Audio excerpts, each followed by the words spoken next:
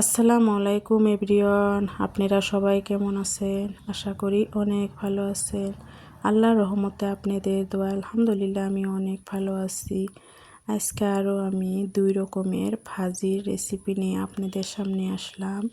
2 রকমের ভাজি বানাবো। দেখেন কুটে ধুয়ে পরিষ্কার করে নিচ্ছি। এবার একটা কড়াহি দিয়ে দিলাম, কড়াহির সরষের তেল দিয়ে দিলাম।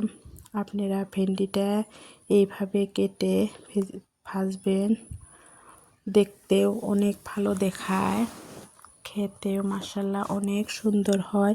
বাচ্চারা যদি ভেন্ডি ভাজা না খায়, এরকম করে ভেন্ডি ভাজি করলে সব বাচ্চারাই খাবে। পেঁয়াজ কাঁচা লঙ্কা এগুলা ভেজে অল্প জিরা দিয়ে দিলাম, গোটা জিরা দিয়ে অল্প হলুদের গুঁড়া, অল্প লবণ, পরিমাণ মতো লবণ দিয়ে ভালোভাবে ভেন্ডিটা ভেজে নিব।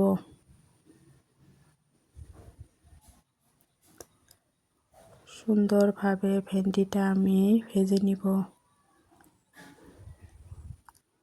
দেখেন কত সুন্দর কালার এসেছে। ভেন্ডিটা আমার ভাজা হয়ে গেল। এইবার আমি আরও একটা ভাজি বানাবো। কাঁচা লঙ্কা আর পেঁয়াজ দিয়ে দিলাম, দিয়ে ভেজে এবার দেখেন জিরে দিয়ে দিলাম, স্বাদ মতো লবণ দিলাম, পরিমাণ মতো হলুদের গুঁড়া দিলাম, দিয়ে আমি এবার বটবডি আর আলু ভালোভাবে ভেজে নিব। দেখেন এগুলো কেটে নিয়েছিলাম, দিয়ে দিলাম। আমরা নহিলা বলি, আপনারা বটবটি বলেন। নহিলা আর আলুটা ভালোভাবে এবার ভেজে নিব।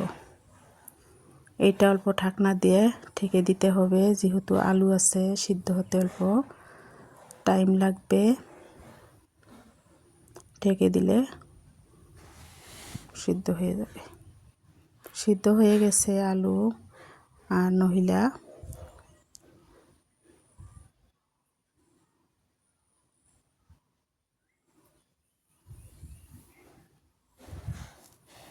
এইভাবে আপনারা ছোট আলু দিয়ে নহিলা দিয়া ভাজি করবেন।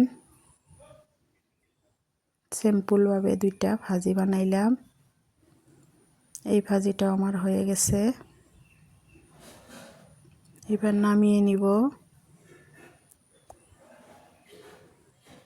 2 রকমের ভাজি দেখেন কত সুন্দরভাবে ভেজে নিলাম।